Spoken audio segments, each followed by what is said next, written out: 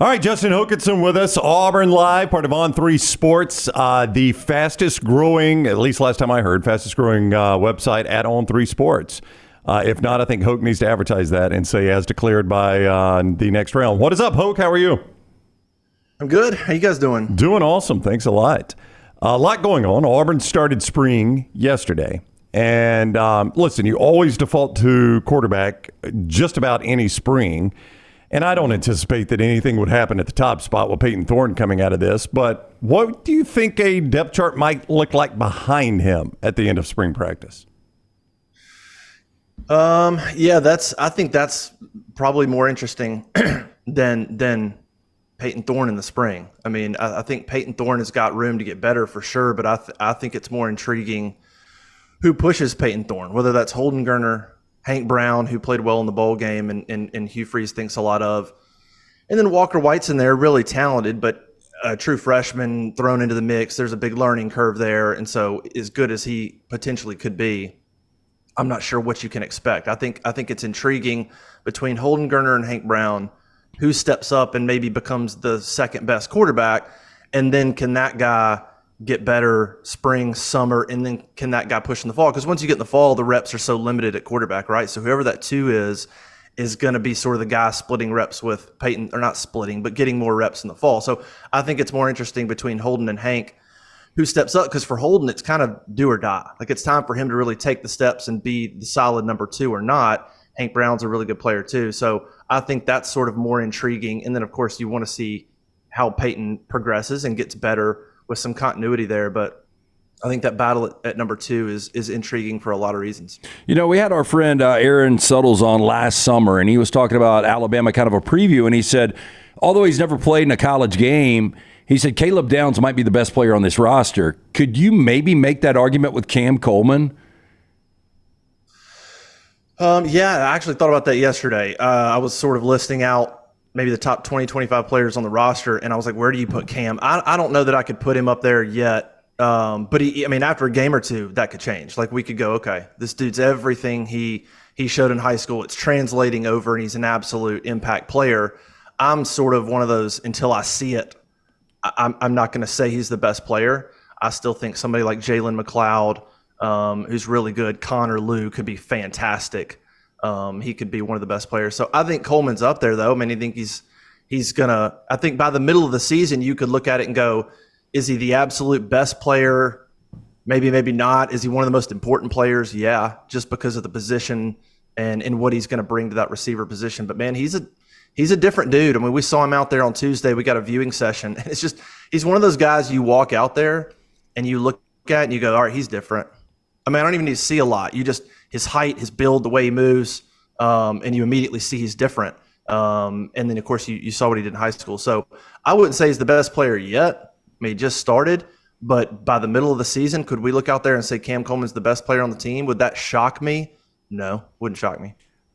In your conversations with Hugh Freeze, both on the microphone and off, how important was it for him to change the way that wide receiver room looked after year one?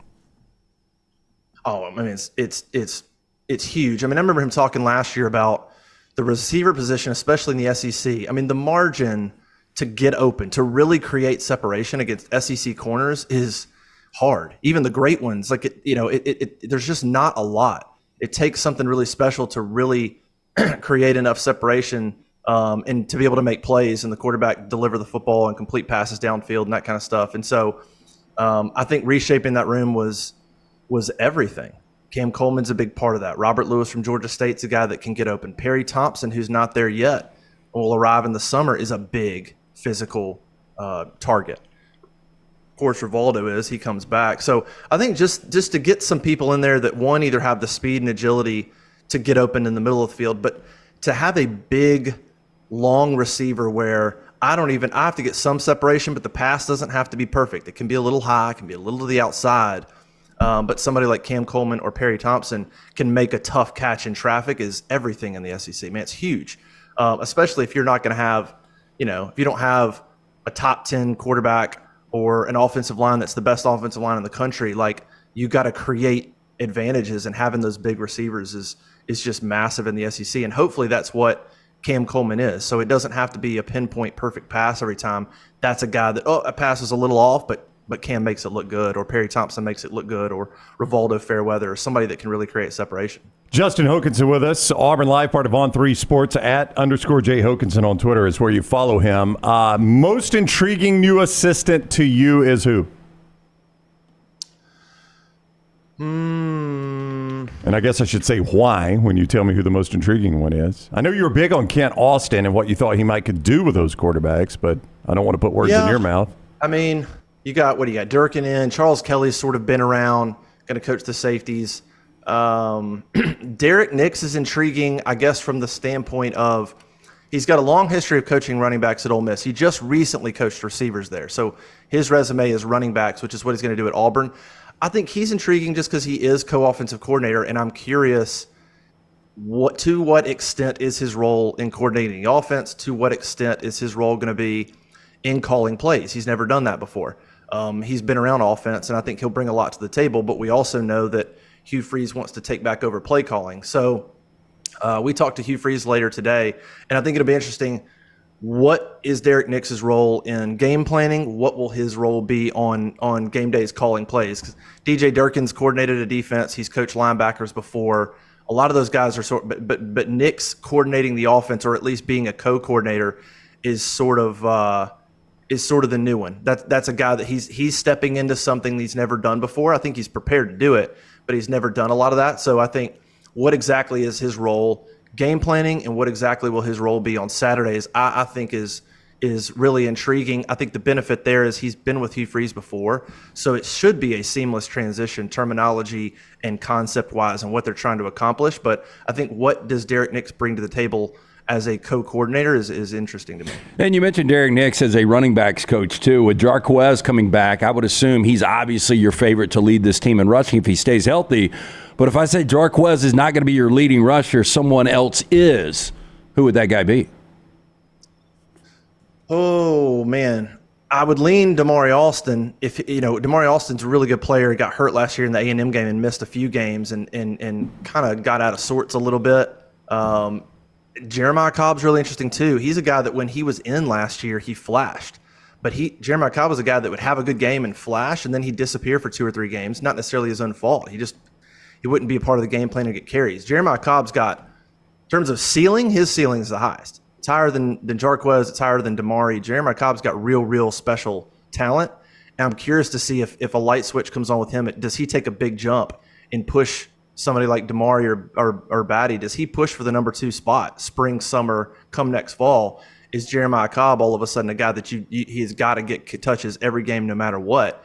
I think he could be. So right now I would lean Damari Alston just because of experience, but Jeremiah Cobb is one to watch. What kind of jump can he make? Because he's got great vision. He's got great speed. He can catch the ball out of the backfield. He's got a lot to offer. It's just, does he pick up blitzes? Does he not miss assignments? And that kind of stuff that makes him trustworthy to be put on the field. Speaking of big jumps, Hugh Freeze is recruiting his way out of a roster deficit, but he can't do it in one class. And we know the 5 stars that have come in at receiver and some of the other great players that have come in. Which unit has to really improve in these 15 practices that maybe they just haven't recruited their way out of yet, that unit just has to get better with the guys they have on campus, and that'll be key to them having a good year? Which unit are you watching that has to get better right now? I think it's the defensive line. Marcus Harris was fantastic last year. He's gone. And so that's the position where I'm looking at it and you go, okay, you brought in Trill Carter from Texas, Gage Keys from Kansas. Gage Keys wasn't super productive, but he's got a great frame, great potential. You feel like he could be a good fit in the system.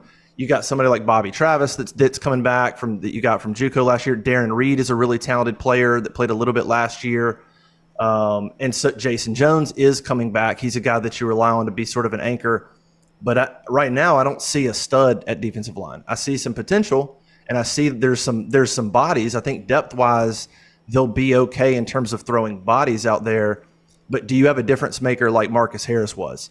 That's sort of what I'm looking for. I think the secondary's got a lot of good young talent. You've got Asante and Keys coming back at linebacker. I would maybe go receiver as well as that position that's got to step up, but I think there's some potential there. But defensive line, you win in the trenches in the SEC.